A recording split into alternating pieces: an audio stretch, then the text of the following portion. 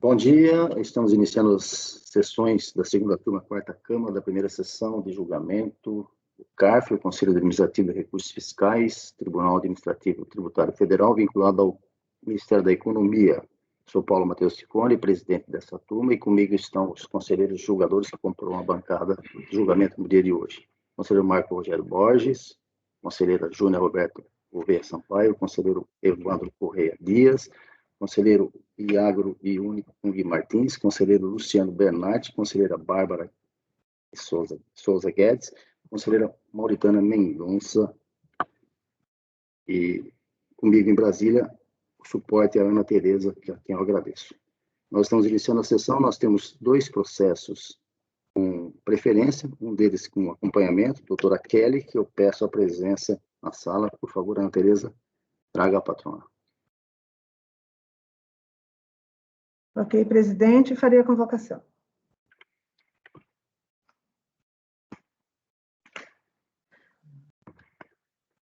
Item 45 da pauta, você clicar no link.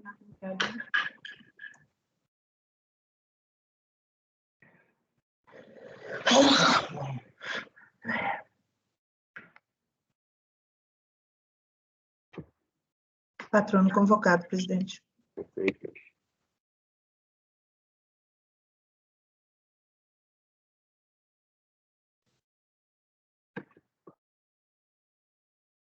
Bom dia, doutora. Olá, bom dia. A senhora está me ouvindo, me vendo? Sim, estou ouvindo e vendo. Perfeito. Nós vamos fazer o julgamento do processo item 45 da pauta, que a senhora é patrona para fazer acompanhamento da Perdigão. Perfeito. Eu quero, antes de começar a fazer a relatoria minha, fazer a retificação do nome das conselheiras, que eu acabei declinando erroneamente, a conselheira Bárbara Santos Guedes e a conselheira Mauritânia Elvira de Souza Mendonça. Eu peço desculpas, eu acabei falando os nomes apenas parcialmente e retifico nesse momento e agradeço a presença das duas conselheiras aqui com a gente. Então, nós vamos iniciar, doutora, a senhora vai fazer apenas o acompanhamento, eu vou já trazer o processo, já disponibilizei na pauta para os colegas. É da Perdigão, item 45 da pauta, é um processo de Perdicomp, que eu vou relatar a partir de agora.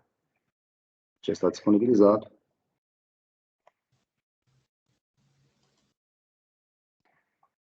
Deixa só o processo abrir.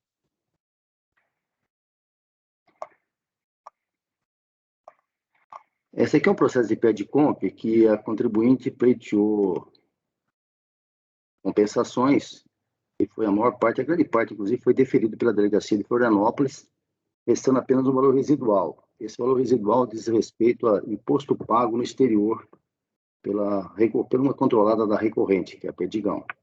E dos R$12.874.000 que foram pleiteados para a repetição do indébito, foram deferidos R$12.796.000. Restaram apenas R$77.000, o valor residual que não foi deferido.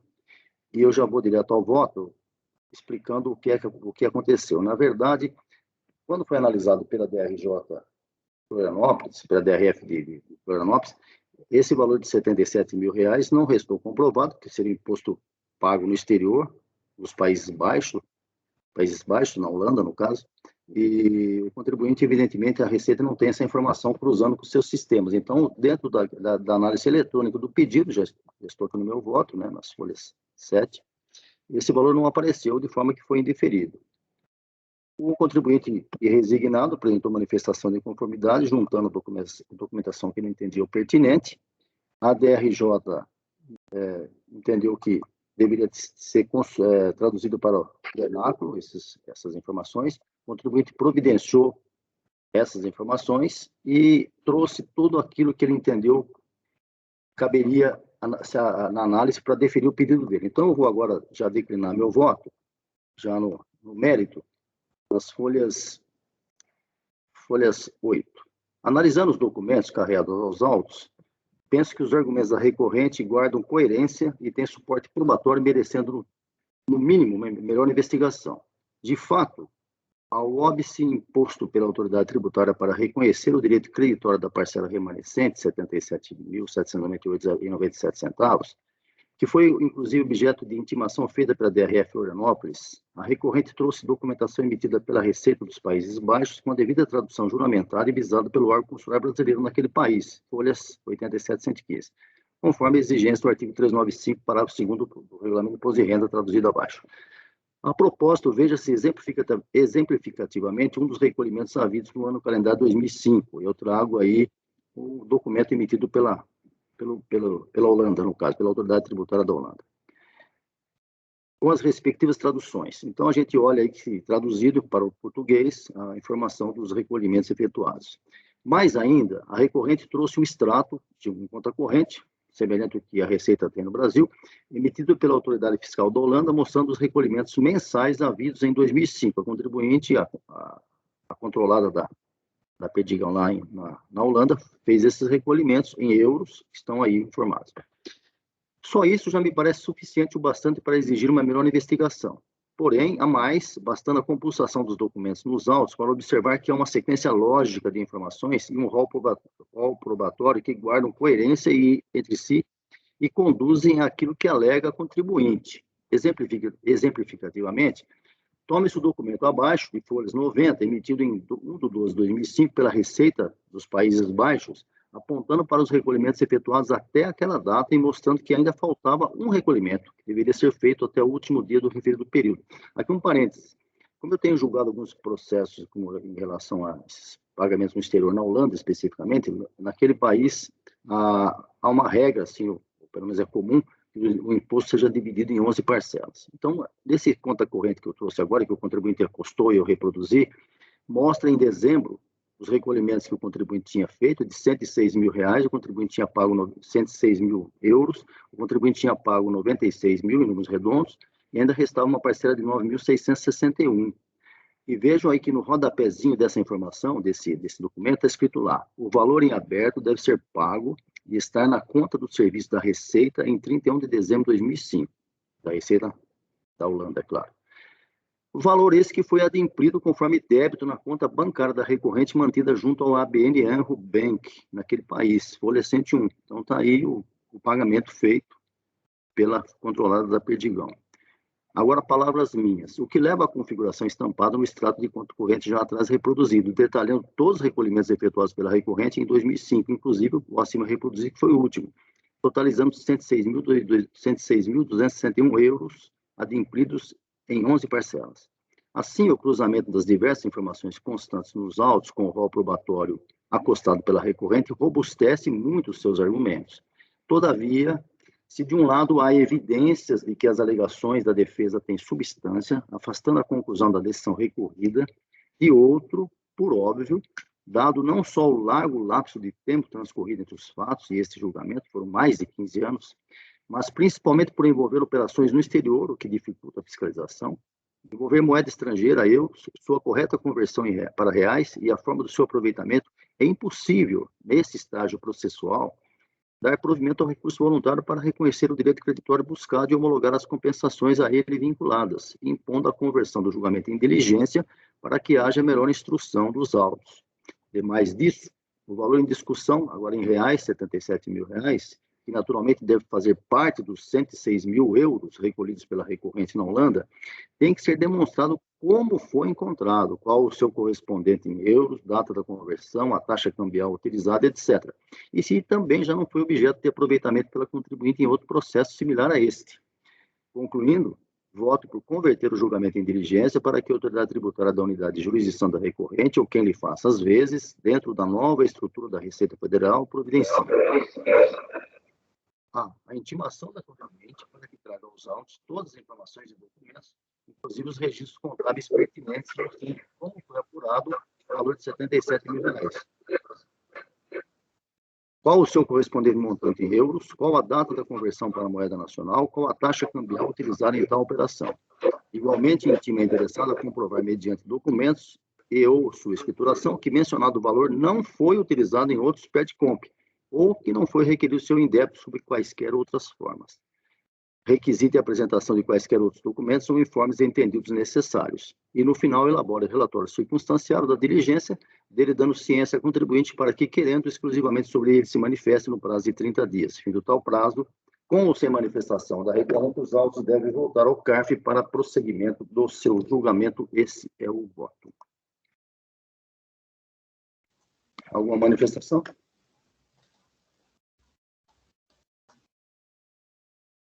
Então, por unanimidade, convertido em diligência, doutora, o processo vai em diligência na delegacia, provavelmente de Florianópolis.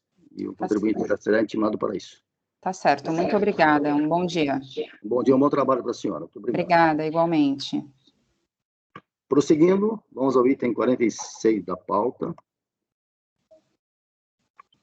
Relatoria da conselheira Júnia. Contribuinte, aqui a recorrente é a Fazenda Nacional, e o interessado é a área Investe Participações. A recorrente, a relatora, a conselheira Júnia, vai haver sustentação oral pelo doutor José Henrique Longo, patrão da recorrente, da interessada. Ana Tereza, por gentileza, peça a presença do patrono na sala. Sim, presidente, farei a convocação.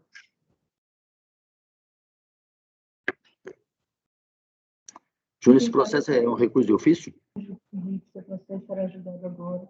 Por favor, verifique o link enviado no chat.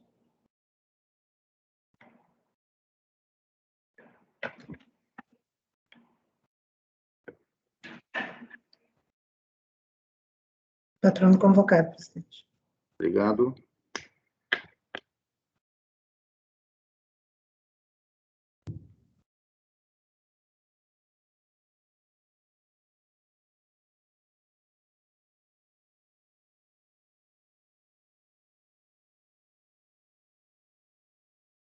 Ele ainda não está presente aqui.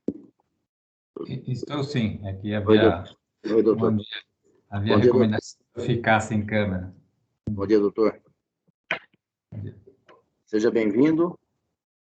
O senhor está me ouvindo? Estou ouvindo bem e vendo bem também. Ok.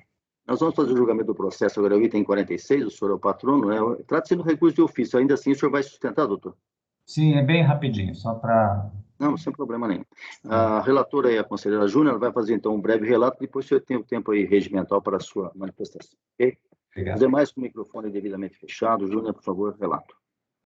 Presidente, esse processo, ele até, a relatoria dele originalmente era do conselheiro Demétrios, e chegou a mandar baixar esse processo em diligência. É sobre lucros no exterior, a autuação é de RCS, tá? Teve a diligência, teve o retorno da diligência. No entanto, em 10 de outubro de 2017, a recorrente protocolou a petição de folhas 1311 a 1313, no qual ela requer a homologação da desistência e da renúncia das alegações de direitos sobre as quais se funda um recurso voluntário. Então, originalmente, esse processo tratava de um recurso voluntário e recurso de ofício, porque parte foi deferida pela DRJ, tá? Mas aí, em razão dessa petição, do dia 10 de outubro, ele pede a homologação da desistência, a renúncia das alegações de direitos sobre as quais se funda um recurso voluntário, ora formalizadas pela recorrente, no molde da IN 1711, especificamente em relação aos valores de RPJ-CSL, inclusive juros e multa a eles referentes, mantidos pela DRJ-SP. E requer também o regular julgamento do recurso de ofício. Então, nós estamos aqui basicamente discutindo o recurso de ofício, foi porque a DRJ reconheceu que haveria, sim, prejuízos que não teriam sido devidamente compensados pela autoridade lançadora. Como o doutor vai fazer sustentação, ele provavelmente vai detalhar melhor aí para nós. Acho que é suficiente, né, doutor? Com a palavra, doutor. Bom, bom dia a todos, obrigado pela oportunidade. Como bem disse a doutora Júnia, estamos tratando apenas do recurso de ofício, onde a DRJ reconheceu que o cálculo da base de cálculo foi equivocado, né? Eu vou compartilhar aqui só para mostrar os números, para ficar bem simples para os senhores. O que nós vemos é o seguinte, a contabilidade da área Invest, a hora recorrida, né, tinha na sua contabilidade um lucro até o ano de 2001 de 4.800.000 dólares, né, da sua subsidiária no exterior chamada Geyser. E em 2002 ela registrou um prejuízo de 8.105.000. O que fez a fiscalização? Para apurar o lucro da sua subsidiária no exterior, a área Invest deveria considerar um prejuízo de 3.270.000. Porém, como as empresas acionistas desta empresa no exterior, Geyser, haviam oferecido à tributação o lucro acumulado até 2001, nos termos da medida provisória 2.158, no valor de 4.834.000, aquele prejuízo havido em 2002, ele deveria ser considerado na sua inteireza, ou seja, deveria haver um corte, né, de 2001 e 2002 para que esse prejuízo fosse compensado fiscalmente nos anos seguintes. Então, o que nós vemos é que a DRJ concordou com esse raciocínio da empresa, no sentido de que os resultados dos anos seguintes, aqui nesta tabela na coluna B, né, em 2003 houve um prejuízo de 195 milhões de dólares e a partir dali passou a ter lucros. E aí deveria fazer a compensação desses dois prejuízos, né, a partir deste saldo de 8.105.000 e não aquele saldo menor, o que gerou uma redução da base de cálculo. Então, esse foi o raciocínio apresentado, um dos raciocínios apresentados pela empresa, que foi acatado pela DRJ. Além disso, há outros fundamentos, né, caso esse não seja acatado por vossas senhorias, que são os seguintes. A área Invest, a hora recorrida, né, titular de 100% hoje da Geyser, que por sua vez era controlador integral da Treasury, que tinha participação na Aracruz Brasil. A Aracruz Brasil efetuou vários pagamentos a título de juros sobre capital próprio, com retenção de imposto de renda na fonte de 15%, e esse imposto de renda na fonte, nos termos do artigo 9º da medida provisória 2.158, poderia ser compensado com a controladora no Brasil, caso a empresa intermediária, né, não pudesse aproveitar. E como a Geyser e a Treasury, ambas, estavam localizadas nas Ilhas Virgens Britânicas, onde não há tributação, né, na estrutura que se apresentava, então, a área Invest tinha direito a aproveitar o IR-fonte que foi debitado, né, no pagamento do JCP em diversos anos. E as folhas 896 dos autos, né, ao demonstrativo, além dos comprovantes, no valor, né, em 2006, de 4.651.000 de imposto de renda na fonte e 4.371.000 do ano de 2007. Se isso não bastasse, né, como se vê das folhas 330 e 394, o saldo do ano de 2006 da área Invest era negativo em mais de 11 milhões de imposto de renda pessoa jurídica e da contribuição em mais de R$1 milhão. Bom, esse é o resumo bem apertado que eu gostaria de fazer para os senhores e aguardando a manutenção da decisão da DRJ. Muito obrigado, fico à disposição. Obrigado, doutor Júnior. Seu microfone, Júnior. Só demorei um pouquinho a abrir. Voto. Conforme exposto, a lide se restringe ao recurso de ofício, uma vez que a recorrente apresentou petição requerendo a homologação da desistência e renúncia às alegações de direitos sobre as quais funda o recurso voluntário, pedindo unicamente o julgamento do recurso de ofício. O contribuinte informou que o prejuízo da Geyser, do próprio ano calendário de 2002, na quantia de $8.105.408, não foi compensado com estes lucros de exercícios anteriores em termos fiscais. Somente foi compensado contabilmente, pois o prejuízo foi contabilizado na conta de lucros acumulados. A decisão recorrida acatou a referida alegação nos seguintes termos. Aspas. Cabe destacar que, durante o período de 2002 a 2007, a impugnante não ofereceu os resultados da Geyser à tributação, inclusive porque obteve prejuízos que foram compensados com lucros. Logo, o efeito da diferença de 2002 do valor do prejuízo fiscal reflete-se diretamente em 2006. A impugnante, para comprovar o alegado, traz com a sua impugnação as cópias das DIPJs e dos laludos das controladas da Geyser, onde estão registrados os lucros oferecidos à tributação. As empresas são 1. Safra Leasing, 2. Safra Administração de Crédito e Cartão de Crédito Limitada, 3. Banco Safra, 4. Sodepa Sociedade de Empreendimentos, Publicidade e Participações. Analisando os documentos acima mencionados, constatamos os seguintes valores dos lucros da Geyser oferecidos por essas empresas à tributação. E aí ela transcreve esse quadro.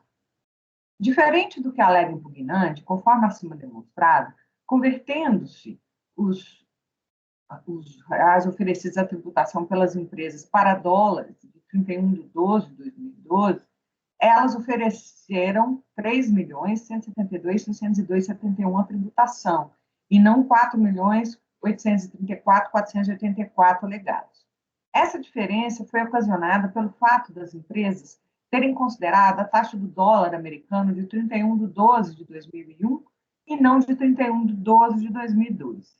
Como essa tributação menor ocorreu no ano de 2002 e tendo ocorrido a decadência para a constituição do crédito complementar agora, em 2012, não será formalizada a representação para o lançamento de ofício.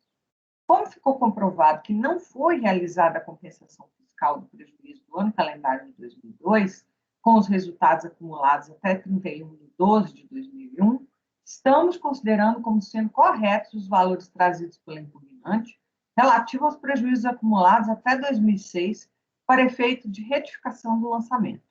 Abaixo, o quadro demonstrando a movimentação dos resultados. Os valores oferecidos à tributação nos autos e retificados por essa decisão estão demonstrados abaixo. Ela coloca os dois quadros. Verifica-se assim que trata-se de matéria eminentemente fática, cuja correção foi cuja correção foi devidamente efetuada pela decisão recorrida. Em face do exposto, nego provimento ao recurso de ofício. A proposta da relatora é manter a decisão da DRJ negando o provimento. Alguém quer se manifestar? Julgamento encerrado, unânime, negado o provimento. Doutor, encerrado o julgamento. Doutor Longo? Desculpa, a voz do senhor sumiu, poderia repetir? Claro, julgamento encerrado, negado o provimento ao recurso de ofício por unanimidade. Obrigado, bom trabalho a todos. Obrigado para o senhor também, um bom dia. Muito obrigado. Seguindo, encerramos hoje, então, nessa parte da manhã. Peraí. Desliguei. Não, é bobagem. Só porque eu sem querer, eu fechei minha pauta aqui. Encerramos a parte da manhã, as sustentações, as preferências. Vamos agora à pauta normal. E a própria relatoria da Júnia, que vai continuar relatando agora o item 52. Isso. Na verdade, Vamos são lá. 4, Desculpa, Júnia, só um minutinho. Preciso anunciar o nome do recorrente aqui. Semicondutores Limitada, itens 52, 53, 54, 55, 56, e 57 e 58 da pauta. O mesmo contribuinte, o mesmo assunto e a mesma relatora. Júnia, a palavra é sua. Pode começar o processo pelo item que você achar mais conveniente. Seu microfone, Júnia. Bom, vamos começar pelo 52. Ele, de fato, como eu tinha mencionado, porque eu tinha agrupado 53, 54 e 56. E, de fato, o 52 é diferente. Tá? Aqui, ele não fala que teve um erro no tipo de crédito, que, por exemplo, seria para mudar de saldo negativo para o pagamento indevido. E aqui o problema é simplesmente uma divergência entre o valor que consta da DIPJ e o que consta do PERDECOMP, tá? E aí, o que aconteceu aqui? Tem uma parte que realmente era importante constar. Ele repete essas questões, ele fez uns recursos repetidos, mas a decisão da DRJ não foi, tá? A gente tem que fazer justiça. Ela simplesmente falou que, mesmo que se o saldo negativo, que ele alega como correto, tivesse provado, né, que ele não teria um saldo negativo suficiente para quitar o débito que ele pretende quitar aqui nesse processo. Mas, para mim, tem uma situação aqui extremamente relevante, que foi a seguinte. Ele foi intimado, está aí nas folhas 24, tá? Ele foi antes do despacho decisório, eu coloquei aí, se vocês olharem no voto novo, ele recebeu uma intimação da Receita Federal apontando esse erro dele, tá? Ou seja, a própria Receita fala, olha, tem divergência aqui da sua DIPJ com esses valores aqui. O saldo negativo da DIPJ do DCTF não bate. E pede, então, que ele faça a retificação de uma das duas coisas, seja da DIPJ, seja da DCTF. Ou seja, então, esse erro dele, né, porque a gente fala, a decisão recorrida não mostrou o erro, qual erro, o que ele deveria trazer documento. Não, ele sabia desse erro antes mesmo do despacho decisório, tá? Então, vou continuar o voto. Verifica-se, assim, que a recorrente foi informada quanto ao erro, teve a oportunidade de saná-lo, apontar esse erro que ela apontou em manifestação de conformidade. Não fez. Posteriormente, alega o referido erro, sem, contudo, fazer a juntada da documentação fiscal contábil necessária à sua comprovação. E aí eu falo, de fato, a jurisprudência do CARF tem admitido a compensação decorrente de divergência entre a DIPJ e a PERDECOMP, tá? Desde que comprovado o alogrado erro por parte da contribuinte. É o que se verifica no Acórdão 9101-002-203. Tá? Ocorre que, conforme exposto no relatório, mesmo admitindo-se erro material alegado pela recorrente, o valor seria insuficiente para quitar o débito pretendido, conforme se verifica pelo seguinte trecho do relatório da decisão recorrida, aspas, as estimativas mensais dos períodos de apuração de janeiro a julho foram compensadas através de diversos PERDECOMPs, agrupados em uma mesma família e que deram origem ao processo 2009-12. A unidade de origem homologou integralmente as compensações de janeiro a abril e parcialmente de maio. O sistema Profisc confirmou a liquidação de tais estimativas. Os recolhimentos e ou compensações de estimativas podem ser assim descritos. E aí ela coloca lá a relação. O valor informado no ajuste anual como retido na fonte foi confirmado por DIF, consta na DIPJ, que o rendimento que deu origem às retenções é compatível com o que foi oferecido à tributação. Ainda que a interessada tenha apurado saldo negativo de IRPJ no ano calendário de 2004, na declaração, efetivamente, não está configurada a sua ocorrência. A soma dos valores retidos na fonte e dos pagamentos por estimativa é insuficiente para liquidar o IRPJ anual devido.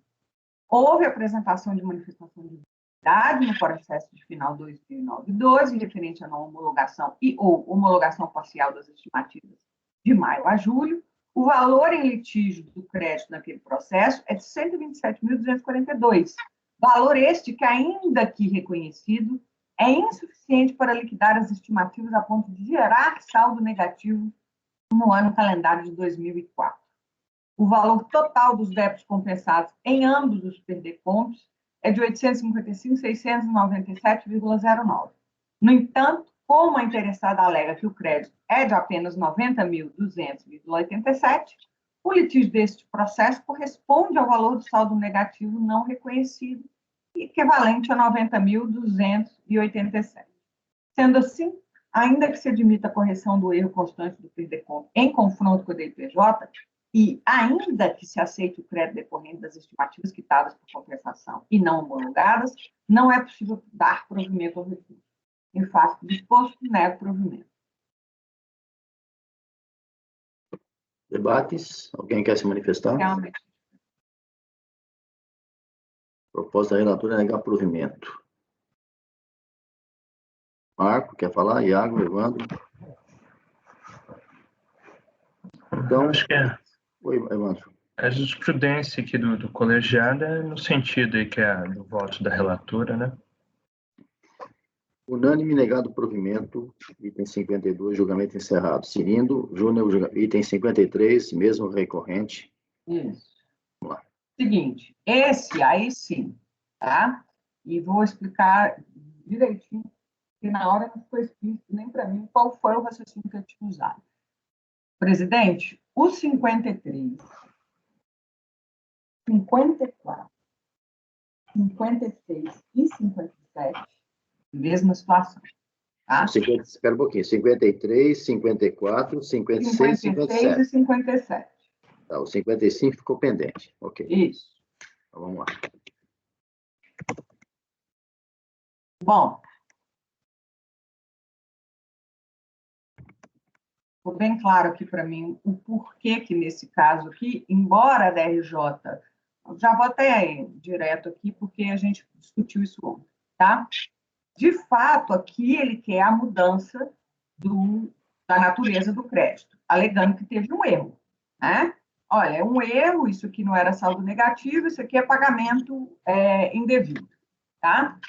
E aí, o Marco apontou ontem e falou, olha, mas a DRJ se ateve ao fato, tá, de que não era possível fazer isso. E, de fato, ela fez. E eu fiquei pensando, poxa, se é assim, por que que eu não permiti, né? E eu entendo perfeitamente o que aconteceu. Coloquei aí Tá, a gente pode passar. E tem a decisão do DRJ, parará.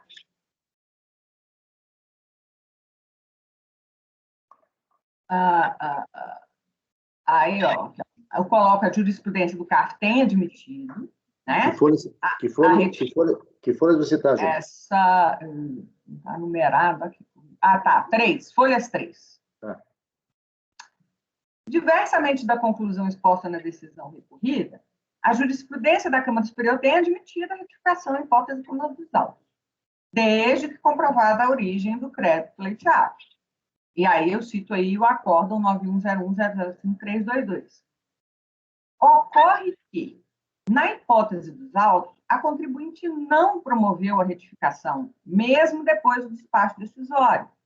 A situação é distinta daquelas hipóteses em que o contribuinte constata o erro e retifica a decompro, acreditando que a simples retificação seria suficiente para corrigir o erro.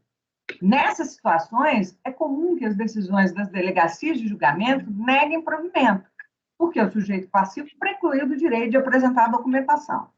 No caso dos autos, o contribuinte não apresentou declaração retificadora.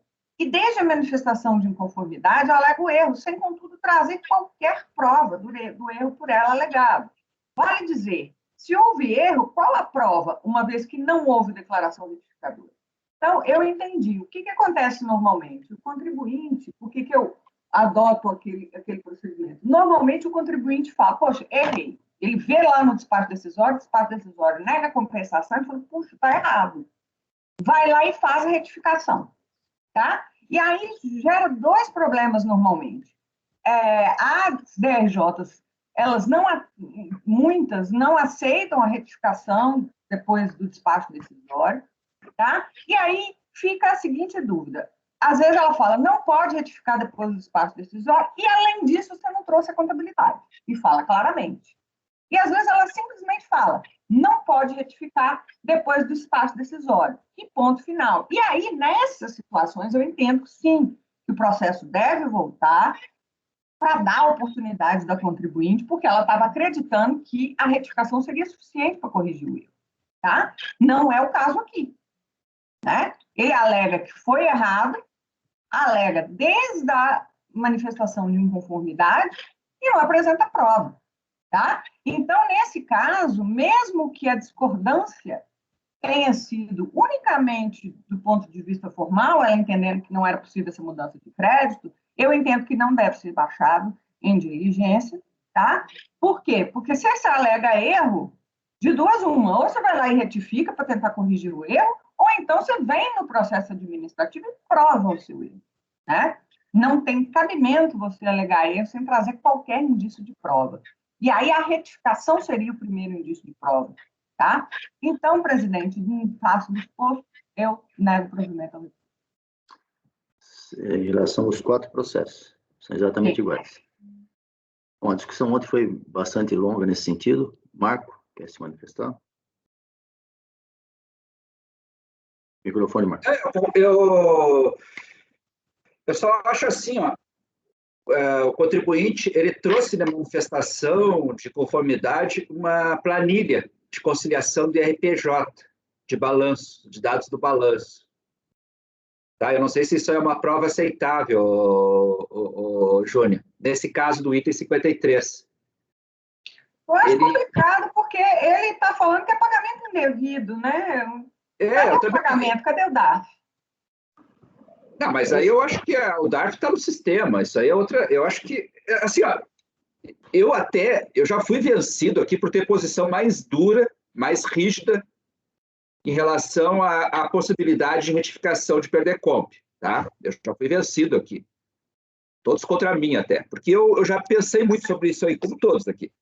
Mas o fato é o seguinte, nós temos que imaginar um cenário. Ontem mesmo eu falei numa outra circunstância, né? Conjugar o processual com o material. De certa maneira, essa é o que nós devemos procurar aqui. Eu olhando esse processo aqui, tá? O DARF é o pagamento indevido. Eu teria que olhar com mais atenção o processo para ver. Mas eu concordo com a tua tese. Se o contribuinte é o maior interessado em esclarecer e corrigir o erro. Tranquilo. Tá? Se ele não demonstra esse interesse, até eu estou olhando aqui a manifestação de conformidade dele, tem praticamente um parágrafo só. Tá? Eu acho isso um absurdo. Não que eu queira que ele escreva uma tese aqui de 50 folhas, mas ele não faz alusão nenhuma ao erro corretamente. Aí eu acho também que ele foi. A peça recursal dele também é bem vaga e limitada. Eu concordo contigo nesse processo. Eu só acho assim, que a gente tem que tomar muito cuidado, tá? Porque a gente tem vários precedentes um pouco em linha contrário a essas posições aqui, que a gente abriu muito a guarda. Mas nesse caso aqui eu concordo. Aliás, eu defendi um pouco a rigidez do Perdecomp, de que o contribuinte só poderia retificar ele na esfera processual administrativa desde que demonstrasse o erro. Tá? Eu já defendi isso aqui. Mas só isso, presidente. Iagro. Eu vou pedir a Vênia aí ao Marco, né? E a Júnia, a quem eu respeito muito, os dois colegas aí, né? Tenho aprendido bastante com eles. Mas olha só, ele está alterando totalmente o pedido inicial, sabe? Cadê a gente não vai ter um formalismo mínimo, ele faz um pedido de saldo negativo, né? A DRJ analisa. Aí quando ele tem definido esse pedido, porque não existe o saldo negativo, ele não demonstra o saldo negativo, ele diz, não é isso que eu queria era outra coisa. Nós vamos fazer isso valer para todo mundo, é isso? Não, Iago, assim, ó, a questão é o seguinte, a gente tem que imaginar o contribuinte, principalmente, a gente já teve essa discussão outras vezes, tá? Sim, até quando a Edeli estava na nossa turma, tá? A Edeli que a gente era muito mais rígido, deixa eu recompor aqui um pouco do histórico da nossa turma. Uhum. A gente era muito, muito mais rígido com essas retificações de Perdecomp na esfera processual, tá? Até o Caio, quando estava na nossa turma, o Ciccone, todos nós tínhamos uma posição assim, olha, o contribuinte pediu errado, não vai levar, tá? O Perdecomp, ele tem uma certa rigidez. Quando a Edeli assumiu na turma, a Edeli, como também está mudando algumas posições lá na Câmara Superior, ela trouxe, olha, a gente tem que ver eu me lembro muito bem dessas discussões, a Edeli trouxe essa questão, nós temos que ver o contribuinte, de certa maneira, principalmente nos primórdios do Perdecomp, lá em 2006, 2007, 2008, e também como uma parte hipossuficiente, ele não sabe direito o que está pedindo, e ele não sabe, não conhece bem a terminologia tributária atribuída. Então, muitas vezes ele entende de que pagamento errado é saldo negativo e vice-versa. Sobrou dinheiro, é um pagamento a maior. Tá? Então, às vezes é normal o contribuinte ter essa confusão de terminologias. Então, recentemente, tá, a Câmara Superior, e aí a gente começou a mudar. Eu, por exemplo, tinha uma posição bem rígida, tá, no início do meu mandato lá, de que pediu errado, não levou. E a boa parte da turma me acatava. Depois nós fomos construindo essa ideia de que, olha, às vezes a gente tem que olhar o papel do contribuinte também no meio dessas obrigações acessórias, que às vezes são muito complicadas. Então, e entender todas as terminologias. Nós que atuamos no meio, para nós aquilo ali é óbvio, a distinção do conceito para o outro. Mas o contribuinte às vezes não entende isso, nem os contadores. Então, na realidade, a gente tem que abrir um pouco a guarda dessa possibilidade de retificação de perder compra. Aí a Câmara Superior, se nós olharmos lá, tem uma decisão aí da Júnia, que a Câmara Superior tem aceito a retificação, e até a nossa turma também passou a assinar. Não nessa linha, né? Não é bem nessa linha que ela aceita. Eu também sou meio contra. Eu acho assim, para dar provimento, jamais, até tem que olhar lá, a não ser que eu tenha certeza de prova nos autos. Mas mudou a natureza do crédito. Pagamento maior para saldo negativo. Tá? Está mudando a natureza do crédito. Está mudando. E aí, só que o contribuinte facilmente se engana nisso. Então, é complicado isso, estabelecer os limites. Nesse caso processual específico aqui da Júnia, tá? Eu também, por isso que eu tenho me manifestado muito de conjugar o processo com a verdade material. A gente não pode deixar a verdade material aberta em definitivo. Tem alguém com o microfone aberto aí. Então, na realidade, tem que conjugar também o interesse do contribuinte, e por isso que eu acolho até essa posição da Júnia, de que em algumas situações a gente pode realmente permitir essa retificação dos dados, da informação do PDCOMP para dar o direito ou não, até porque se o contribuinte pagou indevido, tá? Pagou a maior, ele tem um direito creditório. Tá? Mas o PDCOMP tem status de ato de infração feito pelo próprio contribuinte, não pode ser errou, perde todo o seu direito, etc. Aí ele pagou indevido, ele tem direito. Dane-se se a DCTF foi mal retificada ou não foi retificada, o PDCOMP foi preenchido correto. Ele tem o direito ou não tem? Tá? Só que ele tem que demonstrar isso nos autos. Ele tem que demonstrar interesse disso. O caso aqui, só um minutinho, Iago, Evandro e Marco. Só que a Júnia, tudo bem, Marco, eu entendi o que você está dizendo, mas a Júnia está negando o provimento, ela não está acolhendo. Sim, eu sei. A discussão aqui é em tese, presidente. A discussão está sendo um pouco em tese, porque ontem a gente teve essa discussão aqui, e eu mesmo, quando eu tive um processo há 2 meses desse assunto, eu me lembro que eu fiquei refletindo muito sobre isso, e dessas nuances. Tá? Então, na realidade, assim, eu concordo com a posição da Júnia, só que a gente tem que tomar muito cuidado, tá? Porque a gente não pode criar uma regra aqui, a gente tem que olhar o contexto processual, o interesse do contribuinte e a coisa não perdeu totalmente o sentido de pedir. Iago, o Evandro, depois Iago. Evandro. Microfone, Evandro. Eu concordo integralmente com a posição da relatora. Eu acho que os limites são um caso concreto, né? A gente, já há algum tempo, a gente não tem essas regras rígidas. Ele está alterando o tipo de crédito, né? Se ele consegue demonstrar, no caso concreto, que houve de fato um erro, ele pediu um pagamento a maior, mas a documentação probatória, que é instruído o processo, deixa claro que o que ele queria é um saldo negativo. Eu não vejo o mínimo problema em reconhecer isso, eu já reconheci.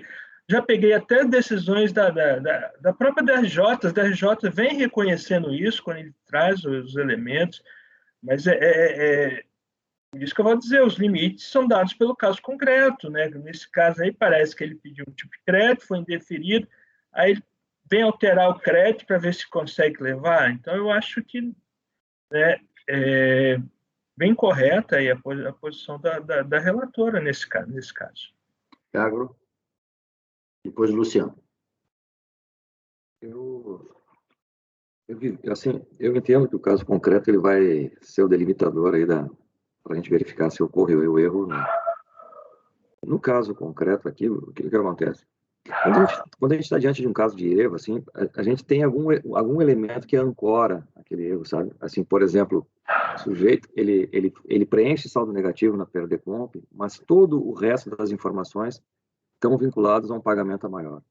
Aí eu estou de acordo com tudo que foi dito aqui na parte teórica, assim, da gente considerar como erro. No caso concreto, nada bate. Tudo leva a crer que é saldo negativo, que o cara pediu o sujeito pediu saldo negativo e depois ele vem e traz o referido. Ele tem um prazo para apresentar uma decomp correta e entrar com um pagamento devido maior, mas não o faz. Ele insiste na discussão. E aí, nesse caso, como eu não tenho nenhum elemento que ancore, assim, dizendo, olha, se ele tivesse preenchido o valor da diferença do pagamento devido maior e só tivesse preenchido com saldo negativo, esses são os contornos que eu falo. No caso do precedente da Câmara Superior, salvo se eu estiver enganado, e eu posso estar, como o Marco falou, eu sou novato aqui, eu tenho muito ainda a aprender em relação a isso, mas me parece que existia um elemento que dá essa ancoragem, assim, olha, que eu posso depois descaracterizar a tipificação, a natureza jurídica, se é saldo negativo ou pagamento devido maior. E nós poderíamos superar isso por erro. A argumentação da Júnia aqui, quando ela fala, quando ela traz essa questão, ainda que o sujeito tivesse trazido a comprovação, ele estaria desnaturando todo o processo, sabe? Ele está refazendo um pedido novo, completamente novo, porque não fez não apresentou uma decomp no momento próprio. Então, nesse caso, assim, eu concordo com a Júnia pelas conclusões. Não me parece que nesse caso a gente está diante de um erro assim totalmente característico, porque ele tá inovando totalmente no pedido aqui também, né? Essa é a minha posição até o momento, né? Que pode mudar ao longo do tempo, né? Luciano. Presidente, eu gostaria de fazer uma pergunta para o Marco. Marco, você está dando provimento, é isso? Você está indo pelo provimento do recurso? Por enquanto ele está discutindo em tese. Está mudo, Marco. Marcos, está mudo aí. Está sem som. Desculpa. Júlia, eu não consegui abrir o processo aqui. Quanto é o PERDECOMP? É 46 mil ou 47? Eu abri aqui, Marco. Eu vou dar uma olhada aqui, peraí. Estou com ele aberto aqui. O Marcos, você ouviu o questionamento do Luciano? Sim. Na realidade, assim, ó, não, Luciano, ainda não me decidi. É 47 mil. Eu quero comentar o seguinte, ó. Júnia, manifestação de conformidade do contribuinte, tá? O único parágrafo relevante. Em 11 de 13 de 2008, a declarante enviou à Receita Federal o PERDECOMP tal, como demonstrativo de crédito CCLL preenchido no valor de R$ 47.566,97, ao qual se refere a CSLL pago a maior, gerando um crédito a favor da declarante. Porém, houve um erro de fato na interpretação de tal crédito e a declarante considerou o tipo de crédito como saldo negativo de CSLL, ao invés de outros créditos ou pagamento a maior indevido. Aí ela traz como prova uma planilha de conciliação aonde chega esse saldo de 47 mil e traz fichas da DIPJ que bate com esse saldo de 47 mil de saldo negativo. Então, na realidade, tá, ela tem um saldo negativo de 47 mil. Não está aqui, não tem essa informação nos autos de quando ela entregou essa DIPJ. Mas eu entendo que aqui ela deu um início de prova para demonstrar que, na realidade, ela pediu como pagamento a maior, né? E, na realidade, era saldo negativo. Na DIPJ consta isso como pagamento maior, é o que você está dizendo? Não, está como saldo negativo. Pois é, ela está falando que é pagamento maior. E ela fala que é Cadê pagamento a maior. A discussão é essa. O problema é o seguinte, você está indo... Até então, estou com a PERDECOMP aberta, ela informa no PERDECOMP como saldo negativo, não via da IPJ, e ela me fala que não, que isso foi pagamento maior. Cadê o indício de prova? Então tá. Aí é a confusão dela mesmo, e aí eu concordo. Eu vou acompanhar a relatora, Luciano, te respondendo, então. Bárbara, você queria se manifestar? Não, era só esclarecer isso, que, na verdade, ela erra. Ela demonstra saldo negativo, mas ela diz que é pagamento maior. Ela que diz que é pagamento maior. Ela faz a DECOMP como saldo negativo, ou seja, ok, pode errar na confissão, não é uma presunção absoluta, nem uma confissão irretratável. Mas já que ela está afirmando que ela está errada, ou seja, que ela falou que é saldo negativo, mas não é, então o ônus é dela, né? De duas uma, que ela vai lá e retifica, então que ela traga uma grande prova de que o erro foi cometido. Eu mantenho a minha decisão e eu nego o provimento. Mauritânia, você quer se manifestar alguma coisa? Em alguns casos que você já presenciou semelhante a esse? Aqui nós estamos tratando de um pedido que não era esse pedido, vamos mudar para outro e não sei se é esse. O que você tem a dizer? Sim, nós temos conversado e debatido sobre isso na nossa turma, e normalmente a gente decide caso a caso também, e a gente tem decidido que há a possibilidade dessa alteração, da mudança da natureza do crédito, desde que o contribuinte comprove efetivamente o erro de fato no preenchimento do PERDECOMP e traga a prova de que, de fato, ele possui o crédito alegado. E, nesse caso, especificamente, que nós estamos julgando agora, não há prova desse erro de fato, nem tampouco do recolhimento maior. Marcos, está com a mão levantada, só daquele momento ainda, ou você queria falar novamente? Daquele momento, presidente, desculpe, não me esqueci de baixar. Eu acho que está suficiente a discussão, né? Então, a proposta da Júnia no processo 53, 54, 56 e 57, o 55 está fora. Esses 4 processos, pela semelhança, ela já relatou um, relatou todos. A proposta é negar provimento. Marco. Acompanhe. Evandro. Acompanhe a relatora. Luciano. Presidente, eu acompanho a relatora, gostaria de deixar consignado o seguinte, muitas vezes nessas decisões eu fico preocupado em não nos tornarmos no primeiro grau de jurisdição. Inclusive em relação às questões de prova, que o decreto prevê que há preclusão, eu fico muito preocupado nisso, mas pela verdade material dá para superar isso. Eu acho que o ponto que deve ser decidido aqui é exatamente o que o Iágaro e o que a Mauritânia falaram, né? Ou seja, se a gente conseguir efetivamente verificar que o sujeito errou, mas que haja a comprovação no processo em relação ao que efetivamente ele teria direito, aí eu acho que poderia até ser procedente. A posição da Mauritânia já vai num momento um pouco acima do que o Iágaro falou, né? Porque às vezes acontece, ele pede saldo negativo, mas queria falar que era pagamento a maior e comprova tudo de pagamento a maior, né? Então ele errou só na nomenclatura. Já a Mauritânia vai num ponto superior, que é que ele pede uma coisa, mas há comprovação nos autos de outra também. Foi isso que eu entendi, Mauritânia. Então, acho que nesses casos é possível. Mas quando o sujeito pede uma coisa, e aí no meio do caminho muda completamente, e daí já começa a sair muito da situação e entra naquele perigo que eu falei de nós nos tornarmos primeiro grau de jurisdição, né? Então, eu acompanho a relatora e para negar provimento. Luciano, apenas nesse ponto que você tocou, que eu acho um ponto importante, que nós discutimos isso ontem e hoje também, já voltou à baila, né? No sentido de que não podemos fazer um carimbo fechado, nem podemos abrir muito aqui o espaço, ou seja, não podemos nem fazer uma súmula interna nossa aqui, entre aspas, né, evidentemente, e nem aceitar tudo. Então, o que você quer dizer com ser primeira instância, especificamente? Porque, veja, quando o contribuinte ele muda o pedido, né, no meio do caminho ou em grau recursal, esse pedido ele não pode ser analisado pela DRJ. E daí nós não estamos exercendo a função de revisores ou em grau recursal. Nós estamos exercendo a função de primeiro grau, porque esse pedido não foi feito lá no primeiro grau, né? Então a gente não está revendo, nós estamos vendo pela primeira vez. É nesse sentido que eu... Entendi. Iágaro. Diante que não foi demonstrado erro, e das argumentações trazidas pela Júnia no voto dela, eu acompanho a relatora pelas conclusões. Bárbara? Eu acompanho a relatora, presidente. Mauritânia? Acompanho a relatora, presidente. Também acompanho unânime negado provimento para os 4 processos, votando pelas conclusões do Conselho Iágaro. Seguindo, Júnior, o item 55, mesmo contribuinte, mas pelo jeito é uma situação diferente. Isso. 55 e 58, presidente, são iguais. O Luciano mandou mensagem aqui que ele caiu. Espera ele voltar, né? Vamos lá.